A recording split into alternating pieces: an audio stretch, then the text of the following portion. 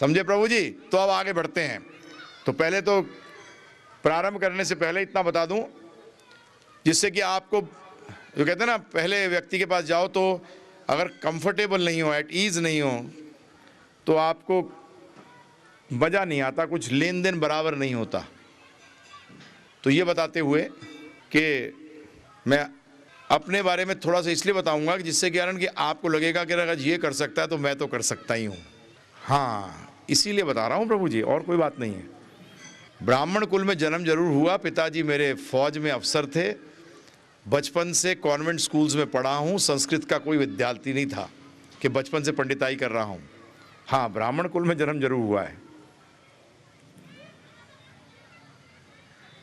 पढ़ने के बाद होटल मैनेजमेंट किया, जनरल मैनेजर रह चुका हूँ 5 स्टार होटल का। परंतु बचपन से कुछ जिज्ञासाएं थी कि लोगों का भला करना चाहता था। पिताजी फौज में थे और सोचता था अमीर लोग जो हैं ये सबसे ज़्यादा नुकसान करते हैं गरीबों का, ये सारा पैसा ले जाते हैं, इसलिए गरीबों के पास पैसा नहीं होता, इसलिए वो दुखी होते हैं। तो मैंने सोचा था कि सारे अमीरों को लूटूंगा, डकैत बनूंगा। तो जाके बंदूक चलाना सीखता था, क्योंकि फादर आर्मी में थे। तो प्रभु जी आराम से सीख सकते हो, जाके रेंज पे पहुंच जाओ, जब हर टाइम चलती रहती है वहाँ, तो कि चल मुझे भी सिखा।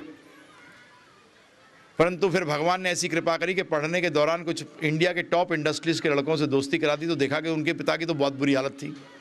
एक गरीब बगैर बिस्तर के सो तो सकता था, परंतु इस व्यक्ति को जब तक कि स्लीपिंग पिल नहीं खाएगा, सोने की गोली नहीं खाएगा, तो सो नहीं पाता था। तो मैंने कहा तो ये कौन सा बढ़िया हुआ, ये भी दुखी है और वो भी दुखी है। तो ये जिज्ञासा जो है वहाँ रुक गई कि ये तो डकैत बनने से तो फ़ायदा, क्योंकि पैसा तो इसके बाद इतना होने के बाद भी ये सुखी नहीं है, तो फिर सुख कहाँ है। तो इसी के बारे में चर्चा करेंगे ये 7 दिन।